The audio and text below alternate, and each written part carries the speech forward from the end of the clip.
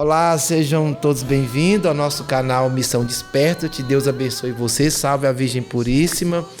Pedimos a você que nos acompanha que possa compartilhar esse link com mais pessoas, curtir, comentar e, acima de tudo, orar por esta obra.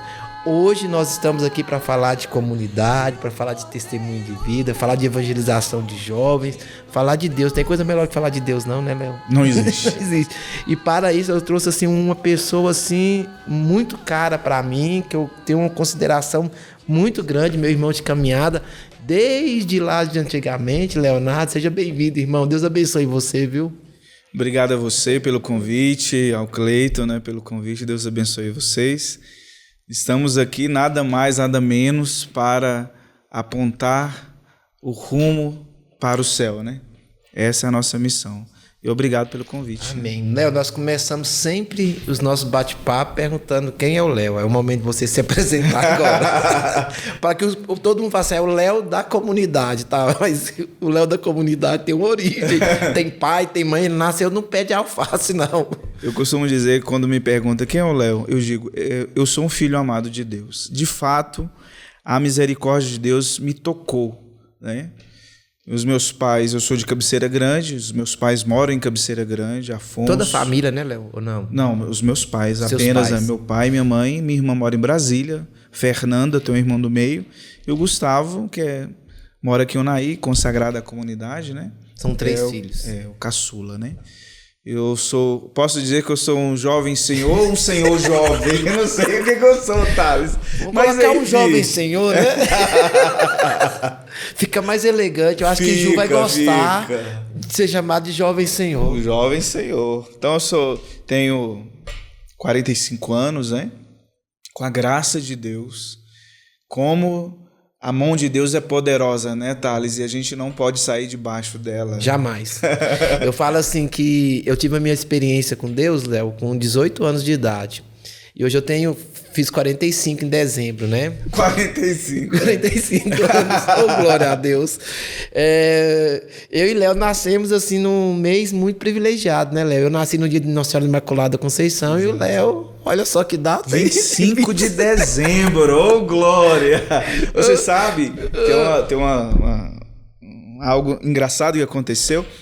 Meu avô queria que o meu nome fosse Natalino, porque eu nasci no Natal, né? Sério? É Natalino. Imagina, Thales. Você fala que a madrinha do meu irmão me salvou, porque minha mãe ia colocar o meu nome de Conceição.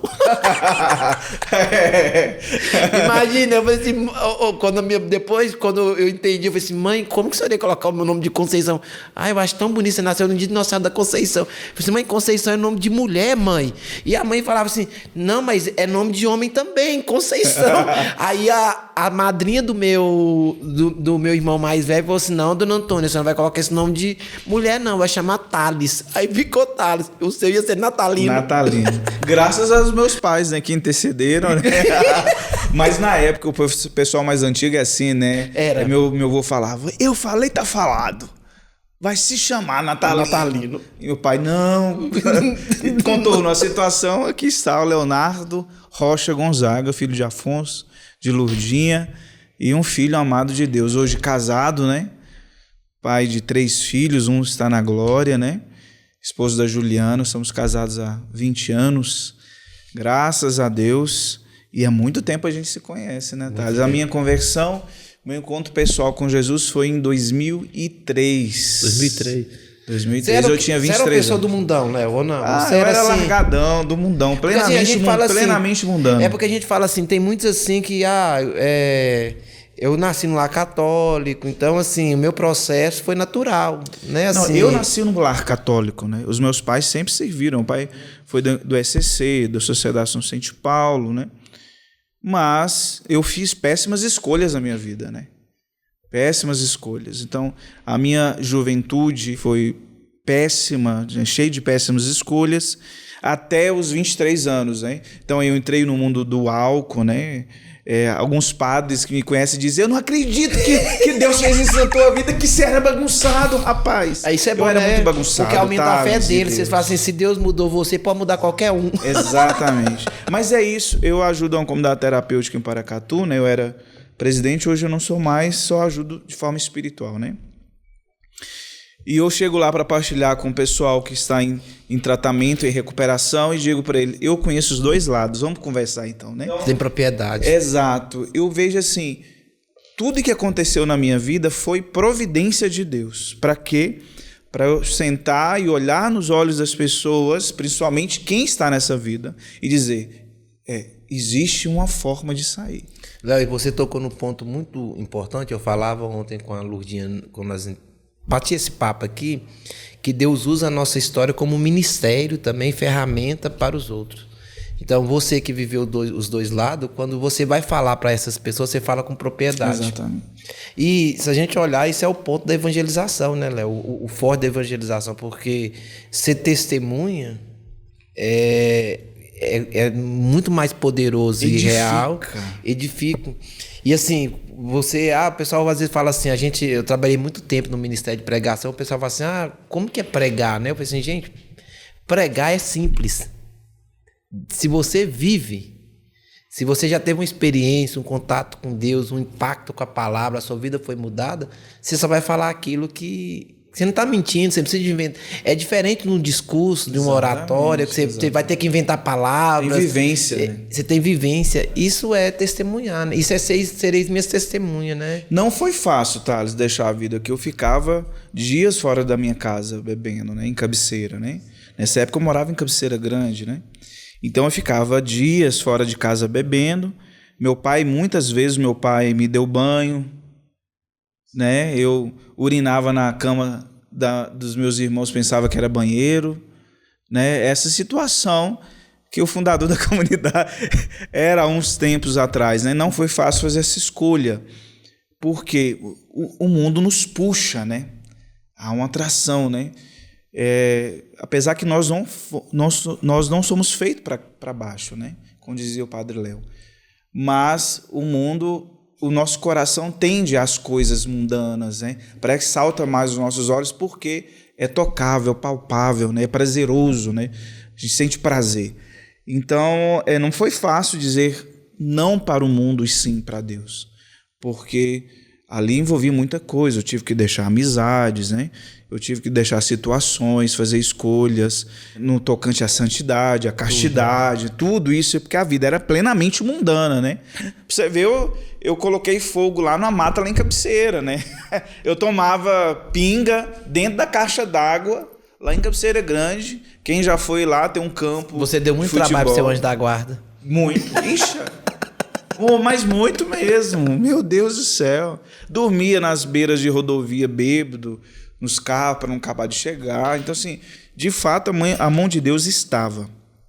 O interessante é que o meu encontro pessoal com Jesus foi inusitado e engraçado, de fato, porque eu fiquei 3 dias bebendo. Eu estava fora de casa 3 dias. Na madrugada de sábado, né? Eu estava chegando em casa por volta de 6 horas da manhã, depois de 3 dias fora de casa bebendo. Tinha um ônibus saindo da porta da igreja. Eu pensei que era pra farra, Thales. Eu entrei errado no ônibus. Olha pra você ver. Era um ônibus pro grupo. É pro acampamento de carnaval. Tá aí.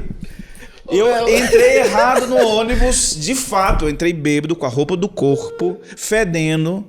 Não tinha nada. Eu tava com a cabeça rapada. Entendeu? Não tá nada preparado. Nada. Você entrou? Eu entrei pensando que ia pra farra. Eu tava querendo continuar a feira carnaval. Na cabeça nossa festa. Farra, festa e mãozinha pro alto. E aí então você entrou eu entrei errado no ônibus. E quando eu cheguei, eu tava bêbado, cheguei, falei, pai, todo mundo bonitinho, com Bíblia na mão. Onde que esse povo vai? E você nem se tocou. Não, Thales, meu Deus do céu. Mas Deus tem os propósitos, né? E aí você chegou, e aí? Qual foi sua... Eu cheguei e falei assim, cara, já que eu tô aqui mesmo, vou ver o que é como esse negócio. Meu pai e minha mãe não acreditou. Meu pai e minha mãe, você tá por aqui? O seu pai tava lá? Meu pai trabalhava no encontro. Quando ele viu eu descendo o ônibus, aí eu falei, mãe, busca minhas coisas, minha roupa. E fui tomar banho e tal. Foi uma loucura. E foi assim, eu caí de paraquedas, literalmente assim. Léo, e assim, é uma expressão... E é uma coisa engraçada, né? A gente ri E é engraçado isso, mas assim, um encontro desse, nós vamos falar depois do acampamento, né, da comunidade, mas assim, é um encontro de improváveis, né? É improvável.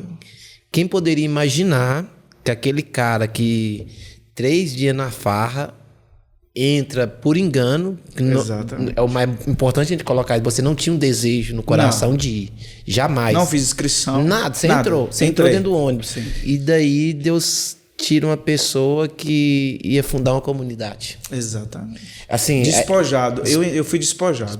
Eu já não tinha nada nisso, né? É como um filho pródigo. Por isso que a passagem do filho pródigo mexe muito comigo. De fato, eu estava na lama ali, com os porcos. É por isso que às vezes Deus permite a gente perder tudo, pra gente descobrir que a única coisa que a gente tem é Ele. Exatamente. E assim, você falando, eu lembrei do Zé Pretinho, né? Que ele, um dos pioneiros do movimento, ele era macumbeiro, cachaceiro, e ele gostava de uma farra, de um pagode, e ele falou que estava tontinho, igual no seu caso. E ele falou que passou na frente de um lugar e ele viu um pessoal tocando umas músicas, uns batuques, e você, eu vou entrar nesse centro de macumba, só que era o grupo de oração. Aí que tava tocando pandeiro e tudo, ele pensava que era isso. Aí ele chegou lá e sentou no final no último banco, ele falou que tava tão tonto que ele nem viu o que estava acontecendo, ele só viu uma fila.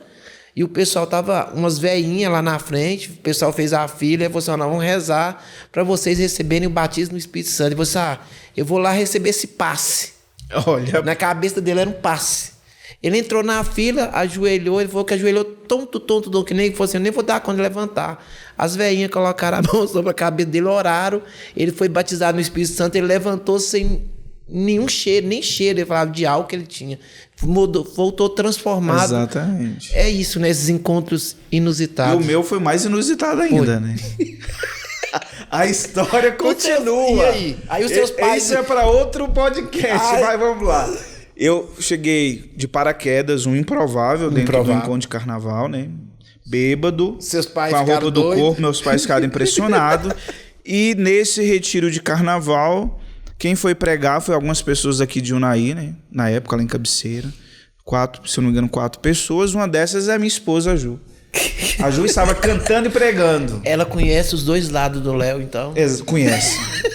Ô, Thales, quando eu vi aquela morena de trancinhas aqui com boné do PHN, eu falei, gente, essa menina é diferente. E eu zoado, né? E ela falava, a Ju é positiva, né? Ela é. E ela falava pra mim, você é muito metido, esse menino metido, né? Mas ela lançou uma palavra profética. Você tá falando, eu tô imaginando Ju falar daquele jeitão doido dela. Mas ela lançou uma palavra profética sobre mim.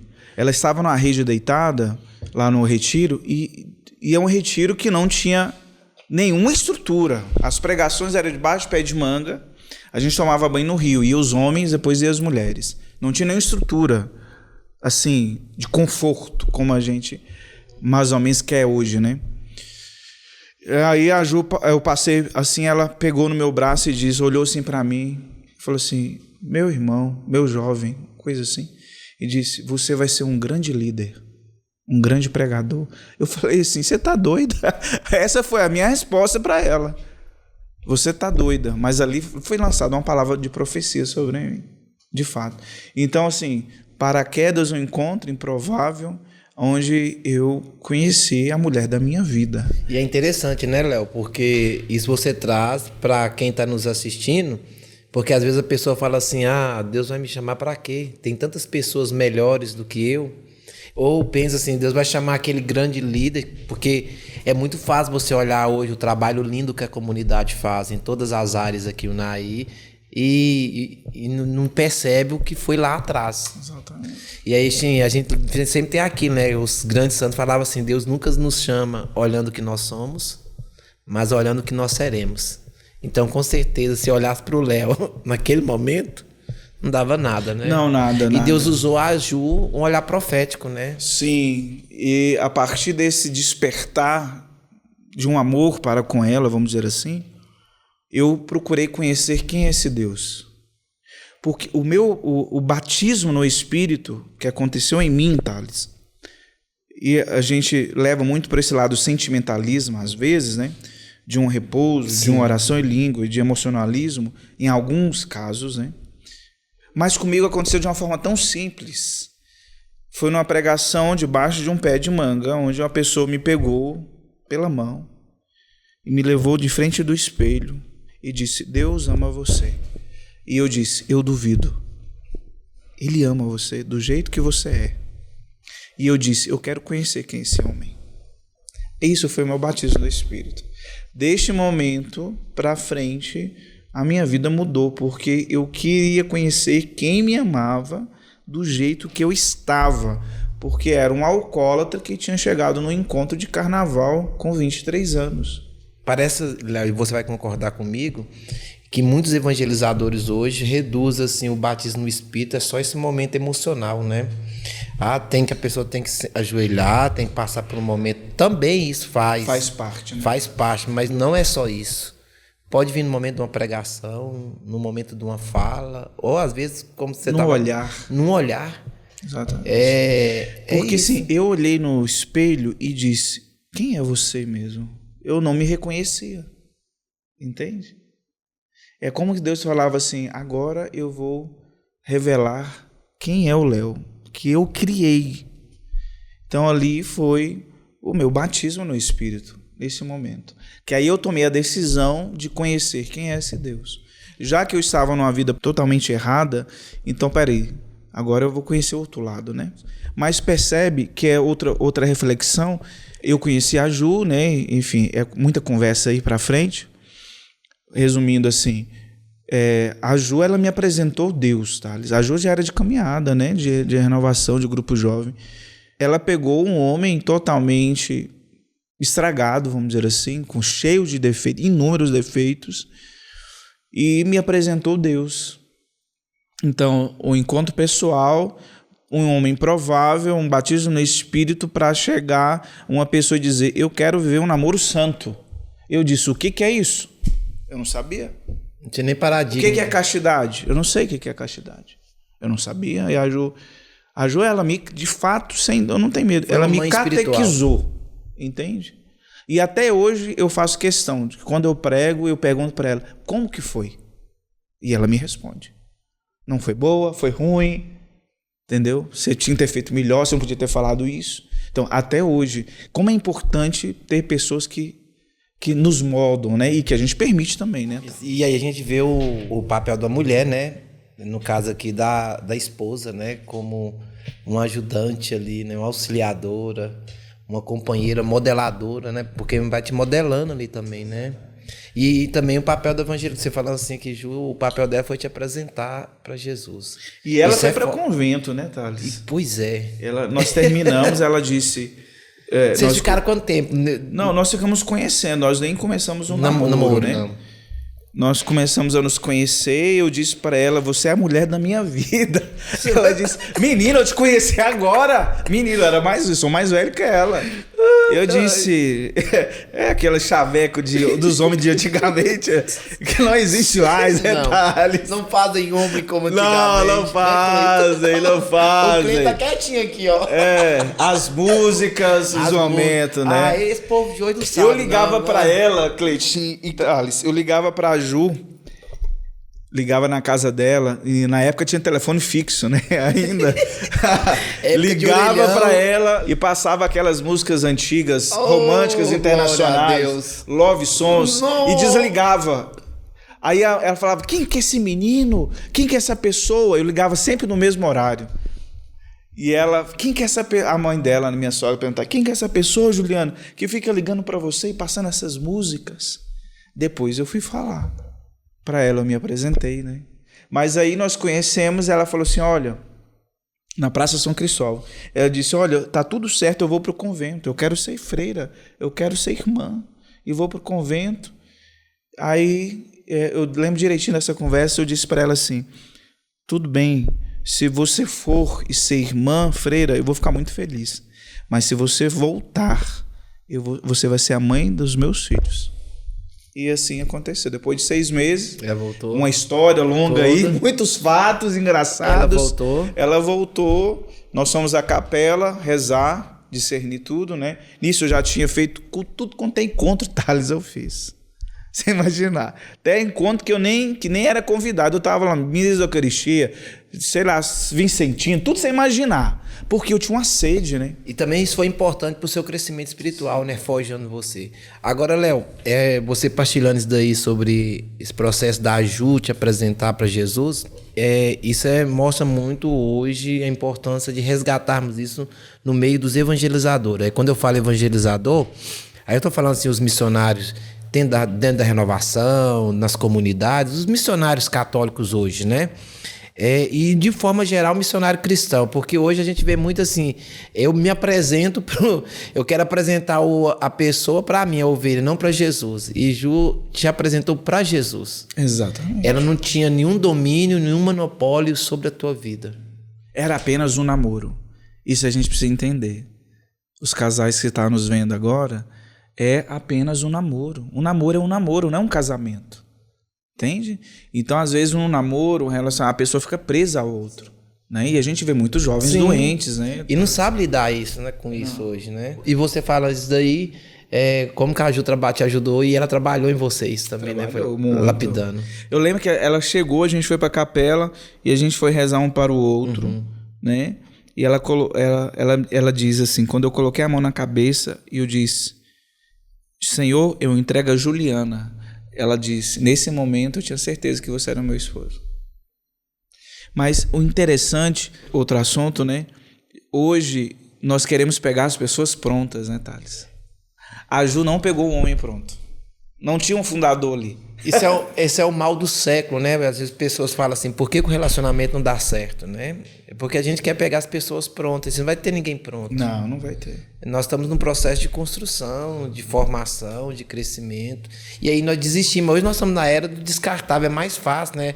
Eu tenho meu celular aqui, ele já não me agrada mais, eu posso trocar. Hoje acontece tudo numa noite, né? Tá? Tudo numa noite. Então, se resume tudo numa noite. Uma noite só. Aí nós temos um monte de relacionamentos superficiais, sem profundidade e sem cumplicidade. Então, e aí a gente sabe por experiência própria, porque eu recebo no grupo de oração e você recebe na comunidade pessoas com histórias totalmente estragadas, machucadas, destruídas por causa desses relacionamentos superficiais. Tem os relacionamentos que sugam a pessoa, né? Que aprisionam a pessoa, né? Mas a Ju, ela me apresentou o Senhor, né? Foi algo tão natural, sem peso. A fé, ela precisa ser natural. Não há um peso em dizer um sim para Deus. As pessoas, eu vou dizer sim para Deus, eu tenho que abandonar isso, eu tenho que deixar disso. Não, é algo natural, tá? Isso foi natural para mim. E, Léo, e Deus jamais... Uma vez um irmão meu... do sul de Minas, ele falou assim, olha, Deus jamais entra na nossa vida para destruir os nossos sonhos. Ele entra para planificá-lo. Exatamente. Porque às vezes as pessoas ficam até com medo de ter uma experiência com Deus pensando nisso, né? E geralmente a gente pensa só nas coisas terrenas, né? Só. É isso, o que eu vou deixar? Mas o que você vai ganhar? Né? Então, a gente ir em busca das coisas que não são perecíveis, as coisas do alto, né? Onde nada a ferrugem e a traça. Nossa. Essa tem que ser a nossa busca. Isso que Padre Léo nos ensinou e muito nos ensinou. Mas nós estamos muito presos aqui embaixo, né? Aí você teve esse processo, aí você já veio para Unai? Não, eu fiquei em Cabeceira ainda, né? Depois eu vim para Unai, conheci a Renovação Carismática, né? Fui servos da Renovação Carismática, servimos juntos. Léo... Tive a graça de ser seu secretário. O Léo sofreu comigo. Eu coordenava a cidade de Unai e o Léo era o secretário. Depois eu fui para coordenar a diocese e o Léo assumiu a coordenação da renovação na cidade. Antigamente era uma paróquia só. Então ele era o coordenador paroquial. Né? Assim, foi um tempo profético, né? Tempo de muito vigor, apostolado. Glória, aleluia. De vigílias, né? Vigílias realmente, né, Léo? Se tem assim, a gente não pode ficar com aquele saudosismo. Mas assim, de vez em quando. Dá nostalgia de vez em quando? Dá nostalgia. Dá velho. Nós saímos, mas é bom, é base. A gente pensa assim, isso é bom porque a gente vê que era uma coisa real e... Se não fosse real, eu e você não estaríamos aqui. Não estaríamos. É verdade. E aí depois, conta pra nós, Léo, como que surgiu assim? Porque Deus foi trabalhando em você, né? Mas assim, como começou a surgir o desejo da comunidade? Assim, Deus te chamar para algo mais profundo? Eu digo, a comunidade, o carisma da comunidade nasceu debaixo do pé de manga, em frente ao espelho. Quando Deus, através da boca da pessoa, disse: Deus ama você. Eu quero conhecer quem é esse homem que me ama. Então, o carisma da comunidade nasce aí. Mas nós estamos falando de um jovem que não conhecia nada de fé, de Deus, de religião, nada. Então, essa semente foi semeada aí dentro do meu coração. E eu fui entender lá na frente, né? Quando eu estava na renovação carismática, ainda sendo secretário, né? Ou servo, eu sempre olhava para as comunidades e dizia: nossa, eu quero viver desse jeito aí. Né? Eu quero viver com esse povo, eu quero viver para evangelizar. Né? Era o meu desejo, eu nem imaginava, né? A semente estava lá, Deus foi regando, né? E eu conhecia o Ítalo Fassanella, da Comunidade Sagrada Família, né? Ele esteve aqui, o Naí, na época, pregando um congresso para as famílias, e eu e a Ju, recém-casados, nós começamos um caminho vocacional na comunidade dele. Você nem sabe disso, né? Não, tô sabendo agora. Essa é nova pra mim. Nós começamos um caminho vocacional. Inclusive, eu tenho as formações até hoje em áudio. Sério? Que ele me mandou. A gente começou esse processo. Ficamos 6 meses no caminho vocacional da comunidade. Dele, né? Depois, o Anderson Reis veio aqui no congresso. Ele tinha uma comunidade que chamava Escravos de Maria. E ele disse: Léo, eu quero que você e a Ju cuida. Antes era um profeta doido, né? Doidão. Eu quero que você e a Ju cuida do núcleo da comunidade aqui, o Naí. E aí, Thales, fazendo esse caminho vocacional, eu fiz a seguinte pergunta em frente ao convento: por que a Diocese de Paracatu não tem nenhuma comunidade, Senhor? Foi essa a pergunta que eu fiz. Sem propósito nenhum. Nessa época, eu já estava na coordenação da renovação carismática da cidade, né? Eu estava à frente e reunimos um grupo de pessoas para rezar. Assim, nem sei. Assim, como que você selecionou? Eu não sei, Thales. Foi um desígnio de Deus, assim, você, vamos rezar tal dia, tal lugar. E ali nós nos ajoelhamos um tempo, foi numa casa, no gramado, lembro direitinho, e nós rezamos, e foi uma oração profética, onde o Senhor nos disse em profecia: levem a minha misericórdia a todos os meus filhos. E eu fiquei sem entender mais uma vez. Mas depois daquele dia, nós começamos a nos reunir semanalmente para entender a profecia, entende? Para entender, para nos formar. Ali já, de fato, nascia a comunidade Filhos da Misericórdia. Eu estando à frente da renovação carismática e, de certa forma, fundando algo, né? Mas o Senhor nos pediu para vivermos um ano em silêncio. Lembro direitinho. Éramos 12. E nós vivemos o silêncio de Maria. Só nós sabíamos. Só os 12 sabiam. Então a gente rezávamos semanalmente, né? E procuramos nos formar, conhecer o que é comunidade. Tanto que eu nem sabia o que era fundador. As coisas de Deus, né? Não sabia. Eu não sabia o que era. Sabe quando a gente fala assim: Léo é fundador da comunidade? A gente foi na Palavra Viva em Curvelo com Alisson. Fomos para conhecer, para saber o que é a comunidade, conhecer, né? Aí o Alisson: peraí só um minutinho, eu vou ali dentro. E nós estávamos na mesa, em pé, esperando ele chegar. Quando ele chegou, ele arrastou a cadeira e disse: parabéns, vocês já vieram várias pessoas aqui, mas vocês começaram bem, vocês têm um fundador. Senta aqui, Léo. Foi aí. Essa palavra, ali eu... Sem você saber o significado dela. Ali eu falei assim: tudo bem. E os meninos: é isso mesmo. Quem estava lá? Então aí começou o processo, né? Mas eu estava à frente da renovação, né? Aí você foi cresce trabalhando junto, depois você Deixei a renovação carismática. O tempo, e aí você funda a A comunidade. comunidade Filhos da Misericórdia. E já tem quantos anos? Temos 18 anos de fundação. 18 anos de fundação. Graças a Deus, com um trabalho intenso. Já está entrando na fase adulta já. Já, agora é a fase da responsabilidade. Acabou os tempos de juventude, de errar Tão quanto interessante isso, é a fase da responsabilidade que nós rezamos todo ano e pedimos uma palavra profética do Santo. O que o Senhor quer para nós? E para este ano, o Senhor disse para nós, Lucas capítulo 5, versículo 4. Avancem para águas mais profundas.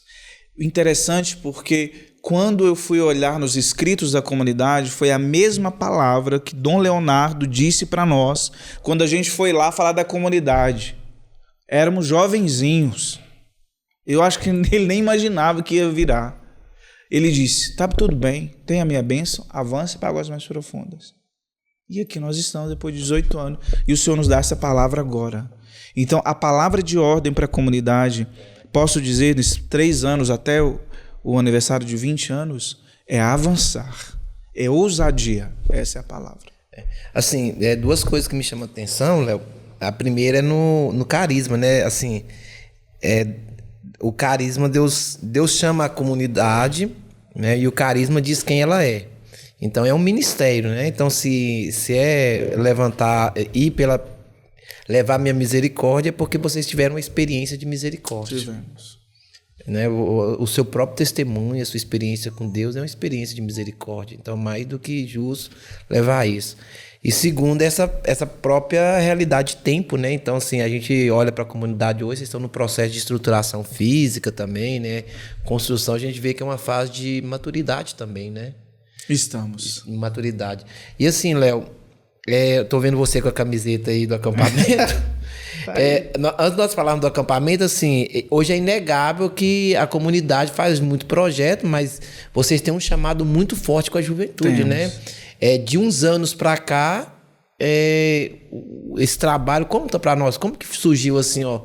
Porque assim, a gente sabe que a gente tá para evangelizar. Então vocês têm a Noite da Misericórdia, é um grupão misto, né? Então vai muitas famílias, gente mais velho, mas nós sabemos também que vocês têm um grupo de oração jovem, né? No domingo, né? No domingo. E assim, como que surgiu essa pegada com a juventude? Porque assim, hoje vocês realizam um grande evento que é o Jovem Coragem e que para o Naí todinho, né? Meu santo, isso vem desde a época de renovação carismática, posso dizer assim. Desde a época dos congressos jovens que nós fazíamos, lembram? Então, eu sempre amei trabalhar com a juventude.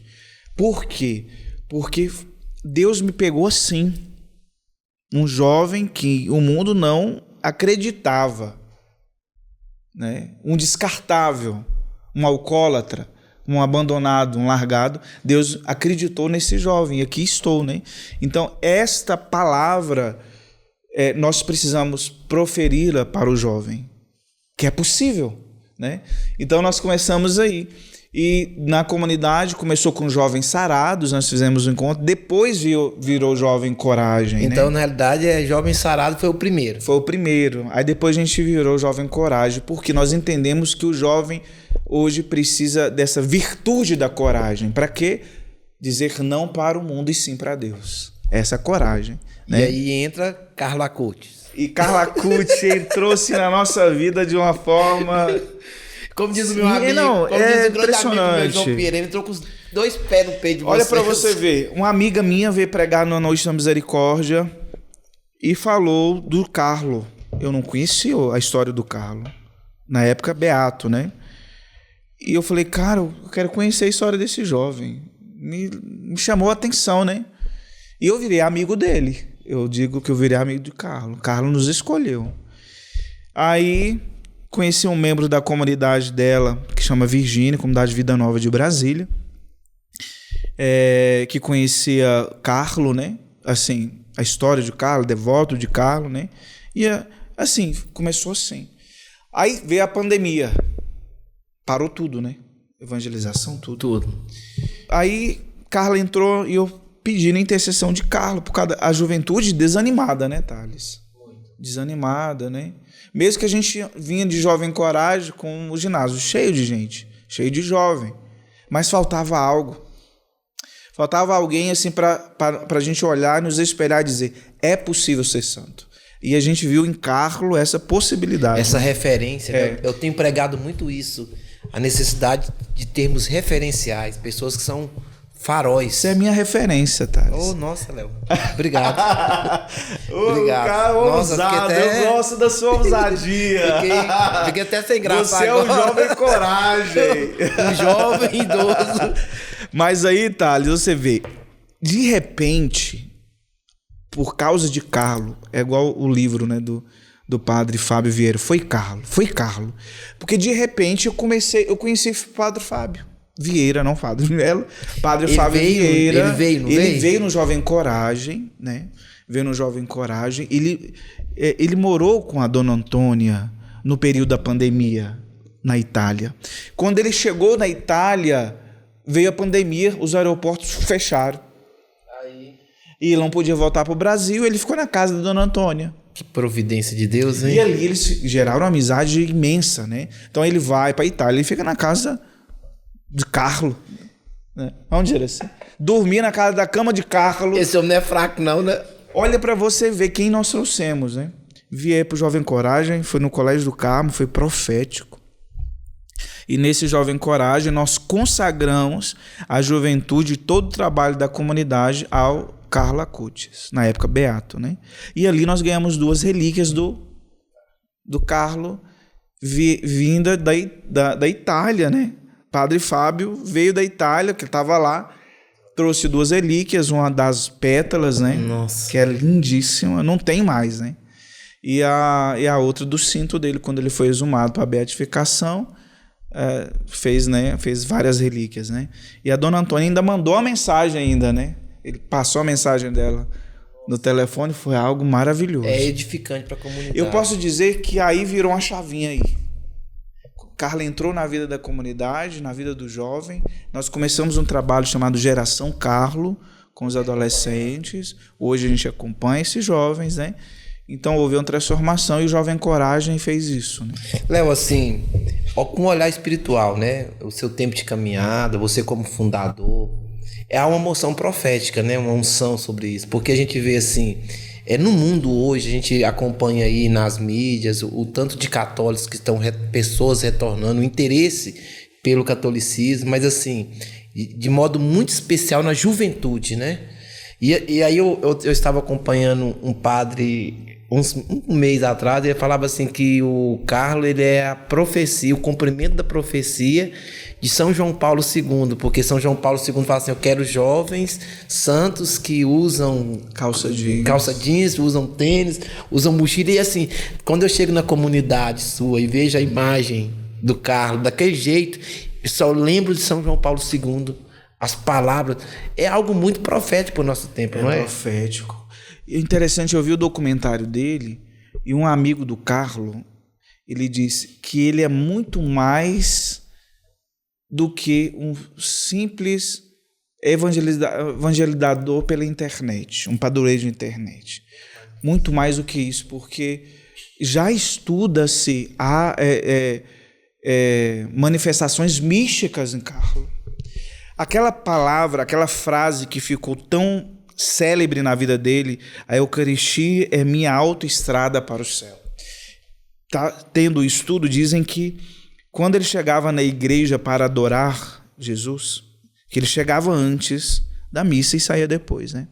Um jovem que recebeu a Eucaristia com 8 anos, primeira Eucaristia, ia à missa todos os dias, rezava o rosário todos os dias, confessava semanalmente. Aprendeu o grego e o hebraico novinho só para conhecer a Bíblia. Exatamente. É impressionante. Nós estamos falando alguém que faleceu com 15 anos. Nós estamos aí com as moradas, ele é um santo de 5 moradas para cima. Dizem Thales e Cleiton que ele chegava na igreja para adorar e depois, quando ele estava lá, não viu o Carlo lá. É como que ele fosse para o céu e voltasse. Entendeu? Então, assim, é um jovem pra gente aprender a vida dele, de fato. Eu acredito assim, Léo. Eu uso a frase do Padre Douglas. Só quando nós chegarmos no céu, nós vamos ter uma visão da dimensão, né, do trabalho evangelizador, da missão dele. Exatamente. Porque é uma espiritualidade muito mística, né? E é algo que eu e você podemos fazer. Impressionante. Assim, é uma coisa tão mística que quando a gente fala em mística, todo mundo fala assim, algo inacessível. É algo impossível. Mas é muito simples. Porque o que ele... Resumindo, o que o Carlos trouxe para nós? É possível ser santo. Só. Missa, rosário. Acabou. Confissão. Tá aí. Evangelização pela internet. Isso é pro jovem hoje. É que a ideia que a juventude, muitos jovens têm que ser santo é o cara, um idoso que aproveitou o que tinha que aproveitar e vai para a igreja. Ou né? aquela ideia, antes do Concílio Vaticano II, de que o santo era um clero. Era o padre, o irmão. Só subia ao altar quem tinha entendido. O leigo. Aí você vê Carlos e tantos outros que vão ser canonizados, né? Agora, com toda certeza, sim, muitos santos brotarão. E abriu, né? Você vê depois, agora, junto com ele, né? O Giorgio Frassati, alguma coisa assim, né? Também tantos outros aí que já estão no processo agora de... O Frassati era um escalador, né? Você vê, olha só. Jovem. Que viveu a vida normal, mas com o coração no alto. Eu falava isso, nós entrevistando o João Alfredo, eu lembrei e agora veio isso no meu coração de novo, quando o cardeal Suínes, que acompanhou o movimento carismático durante muitos anos, ele foi entrevistado e um repórter perguntou para ele assim, o que é ser santo? Ele falou assim, é ser um católico normal. Aí no sentido puro da palavra, católico que vai à missa, reza o rosário, confissão, lê a Sagrada Escritura. Isso é ser santo. Exatamente. Se você viver o catolicismo como a igreja pede, orienta... A fé, eu falava isso na comunidade ontem, a fé é um farol. Entende? E ela acontece primeiramente dentro de nós. É onde a gente tem que viver bem a nossa fé. Aqui dentro, né? Aí onde vai externalizar a nossa vida, de fato, de santidade, o testemunho, tudo, a pregação, né, Thales? A música, tudo é consequência daquilo que eu vivo no secreto. E aí você tocou no algo assim que arde meu coração, porque Papa Leão, quando ele assume o pontificado, a primeira fala é o mal não vai prevalecer. Exatamente. E aí, na missa, na primeira missa dele, no dia seguinte com os cardeais, ele fala assim, a igreja é um farol. Então, assim, como que vai acabar com o mal? Nós expandindo a igreja, nós sendo farol. Nós somos chamados a iluminar a vida de outras pessoas. Esse é o dever de todo cristão batizado, né? Todo e nós vivemos um tempo propício para isso. Sim. Por isso desse podcast. Por isso tantos meios de evangelização, comunidades nascentes, movimentos nascendo, renovação aí com todo o profeta. Por isso da necessidade de transformarmos de fato a nossa fé em um farol, porque tem muita gente que vive na escuridão. Muito. Então, ou seja, o catecismo da Igreja Católica diz isso, né? A santidade aumenta quando a mais pessoas são atingidas e iluminadas, quando a santidade da igreja aumenta. Como que faz a santidade da igreja aumentar? Aumentando a santidade dos membros. Quanto mais membros santos, mais a igreja olhando para o podcast do Frei Rothman, né? Nós temos que ter coragem de entrar dentro do castelo. Sim. Coragem. Coragem. É deixar os vermes, né, tudo para trás e dizer, eu quero entrar. E entrar. É uma decisão nossa. A santidade é uma decisão. Exatamente. Né? Uma decisão. Nós não podemos. É uma decisão, não é uma opção, uma obrigação nossa de cristão ser santo. Olha para você ver. A gente vê Carlos, né? O mordomo dele, porque a família dele é muito rica, ele era hindu. E ele era o motorista do carro, levava para lá e para cá. Olha para você ver, eu fico imaginando um jovenzinho, um adolescente, um cara um senhor, vamos dizer assim, que não conhecia quem era Jesus. Nós estamos falando em uma religião totalmente distante da dimensão cristã. Nem judaica, nem muçulmana, que são as três maiores. Isso. Não, muito distante. E através da vida, porque ele dá o testemunho, né? dá o testemunho, através da vida do Carlos, ele se converte e deseja ser católico. Olha para você ver. Olha o poder do testemunho de vida, né? Aí chega no velório, cheio de mendigo. Era o que eles ajudavam sem ninguém saber. Ninguém sabia. A mãe dele, oi, que tanto de gente aqui? O filho ajudava, né? O testemunho, né, Léo? Exatamente. É o que nós precisamos. Precisamos hoje, ser aquilo que alguns pregadores sempre falam, né? Ser o quinto evangelho, né? Precisamos de ser o quinto evangelho. As pessoas têm que olhar em nós e ver, se preciso for, com palavras, né? Se preciso for, com palavras, mas mais com testemunho de vida. É o que a igreja precisa hoje. E aí, o Jovem Coragem foi tendo ramificação. Além dos encontros de jovens, você tem os acampamentos também. Tem os acampamentos. Tem o acampamento de carnaval. Eu renovo todos os anos o meu chamado no acampamento de carnaval. Porque foi ali o meu encontro. É algo íntimo. É algo, para mim, muito místico. E muito importante para minha vida. Entende? Eu não abro mão. Então, de 2003 para cá, só não teve acampamento de carnaval, só não fui na pandemia. Mas para lá, são 20 anos. Todos os anos. Esse que você está usando a camiseta para mostrar aí a camiseta. Isso, daí é bonita, hein? Bonito, né? Tem alguma coisa escrita atrás? Tem. Não. Mas eu acho que dá para virar, né? Pode, Cleito. Virei pro pessoal ver, olha só. Nossa, olha. Esse lê o tema, Thales. Ele encheu-se de compaixão, nossa, porque estavam cansados e abatidos. Mateus 9:35. Muito forte, hein? É o tema do acampamento. Eles estavam cansados e abatidos. O que o homem está hoje? Cansado e abatido. Bem propício para esse tempo. Interessante, né? Sempre a gente pede os piores, né? Quem precisa mesmo. Então, o acampamento de carnaval da comunidade, ele tem várias particularidades, né? Uma delas não se repete. A pessoa que faz, ela não pode fazer outra vez. Ótimo. Ela faz uma única vez. Porque eu penso assim, a gente precisa decidir, né? O cavalo passou com sela na minha frente, eu não vou montar nele? Vou deixar passar? Então, não vira um turista ali, né? Não, aí vira colecionador de crachá. Né? Sempre. Não pode. Então, assim, o acampamento ele é único nesse aspecto, né? Não pode se repetir, faz uma só vez.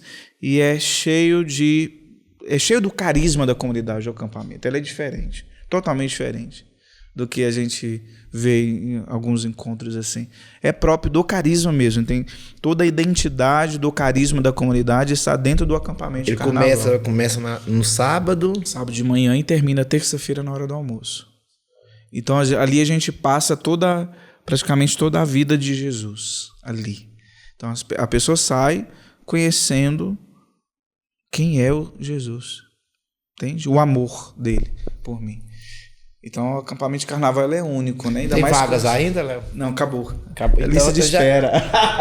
Aí, ó, mas quem está nos assistindo agora e ainda quer participar do acampamento, da lista de espera. Nós fazemos o dia D, né? Há muitos anos, isso aí há, 16 anos, a gente faz o dia D das inscrições.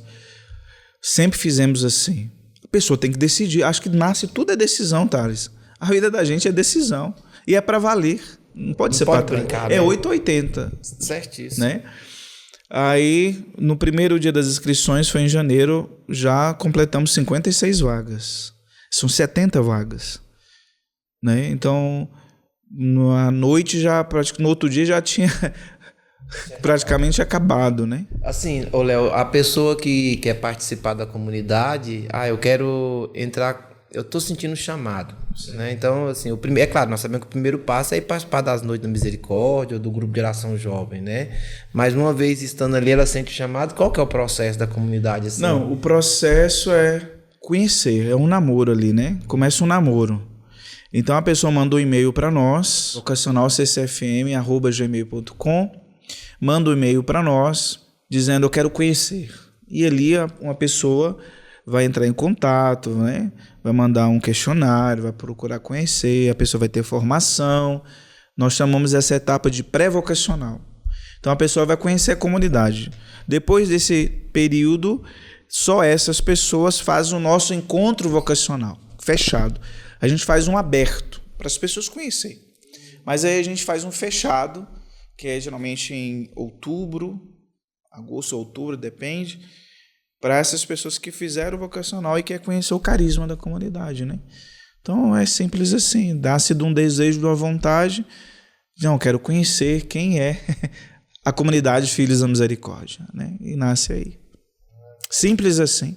Sim, então tem que participar da comunidade para ir tendo namorando com a comunidade. Exatamente. Nossa. Glória a Deus. Léo, projetos para o futuro agora da comunidade. Nós Deus sabemos do que a céu. comunidade está na mão de Deus, ela é guiada pelo Espírito, mas assim, nesse momento agora, o que está no coração? Thales, o Senhor nos chama a avançar. Essa é a palavra de ordem para nós. Avançar para razões profundas. Então, eu tenho pregado muito para os membros para sermos ousados na evangelização. Então, nós queremos, como nós estamos num ambiente de guerra espiritual, nós precisamos avançar as nossas frentes de batalha, né, irmão? Que como precisamos. Todos nós, toda a igreja, movimentos, comunidade, tudo, nós precisamos avançar para derrotarmos aquele que já está derrotado. Só falar, confirmar aquilo que já é certo. Exato. Então, assim, nós estamos com um projeto lá estrutural, né, de terminar a Casa da Misericórdia, né? Nós estamos com a capela, construindo a capela. Falta toda a parte decorativa, né, de paramentos litúrgicos, pintura, eletricidade. Depois nós vamos terminar a casa, né? Ali tem um projeto de quartos, né? Porque a gente tem um projeto de comunidade de vida. E só vou dar esse passo quando já tem uma estrutura para receber as pessoas. Para receber as pessoas. Hoje tem muita gente que quer dar a vida para Jesus, não tem, Thales? Muita. A gente precisa criar esses ambientes aí. É necessário isso. Esse Padre Douglas, uma vez ele falou assim, precisa desses refúgios. Pessoas que querem se gastar inteiramente, se consumir para a obra, para o evangelho. Então nós queremos terminar a Casa da Misericórdia e nós temos uma terra que nós já consagramos à Virgem Maria, chamada Terra de Maria, onde a gente vai construir, com a graça de Deus, um local de evangelização, de refúgio, usando uma frase de um amigo meu, um hospital de almas. Aleluia. Entendeu? Então, um local de refúgio, de encontro, fica próximo aqui o Unaí. Local esse que já aconteceu milagres. De fato. Curas aconteceram lá. Porque ali tem um monte, um lugar bem bonito, sabe? Não tem nada, só mato. Mas existe o desejo nosso de transformar em um oásis do céu ali. Um recorte do céu. Então esse é o nosso projeto em termos estruturais, né? Mas em termos espirituais ampliar as nossas frentes de evangelização dentro da diocese de Paracatu, né? Ajudar os padres. Vocês fazem muito apostolado também na diocese, né? Nós temos um núcleo jovem em Bonfinópolis de Minas, nós ajudamos, e em Guardamó também lá em Guardamó, né? Então, às vezes um padre está nos vendo aí e quer uma ajuda missionária da comunidade, nós estamos à inteira disposição, porque a comunidade é a missionária, né, Thales? E se não tiver missão, vocês deixam de existir.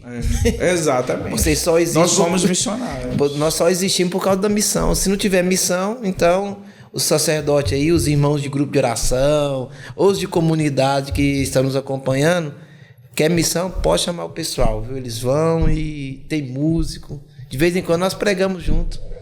Profético, né? Nós é bem doido, né, Thales? Assim, só tem que tomar cuidado. Chama eu e Thales, vai ver o que vai dar. Se chamar a Ju, vira bagunça total, né, santo? Vira bagunça santa. Glória a Deus. Ô, Léo, assim, tá chegando o final. Eu queria, assim, que você deixasse a sua mensagem, Léo.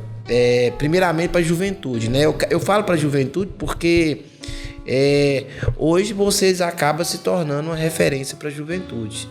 Ah, mas e a família? Não, agora eu quero me dirigir à juventude. Então eu queria que você deixasse uma mensagem para a juventude. Nós estamos aí nos aproximando do carnaval e nós sabemos que o império das trevas avança, mas também o império da luz, do reino, também avança.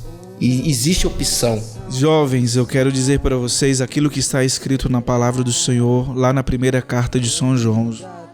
Vós sois fortes e vencestes o maligno. Toma posse dessa graça. a tua juventude é profética. Você, jovem, tem um poder de transformação imenso. Assim como aconteceu com Carlo e com tantos outros, é possível acontecer com você. Basta você ter coragem. Diga sim para o Senhor. Vai ser a melhor escolha da tua vida, como foi com a minha. Então não tenha medo de doar a tua vida para o Senhor, de dar a tua vida para o Senhor. Você verá as maravilhas que Ele vai realizar na tua vida. Amém? Amém. Olha, Léo, Deus abençoe você, a comunidade. Bom, viu? É muito edificante conversar com você, irmão. Né? Que bênção, viu? Olha, glória a Deus. Glória a Deus. Thales, eu vou carregar sua maletinha. Como diz, né? Meu Deus. Bênção. Mas é uma alegria estar aqui. Agradeço você, o Cleitinho, né, por esse convite.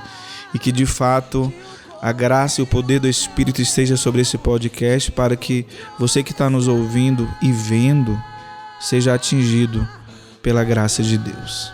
Amém. Olha, você que nos acompanhou, Deus abençoe você. Compartilhe, comente, divulgue e reze por essa obra, viu? Olha, Deus abençoe você abundantemente e Deus tem milagre para fazer na sua vida. Paz e graça.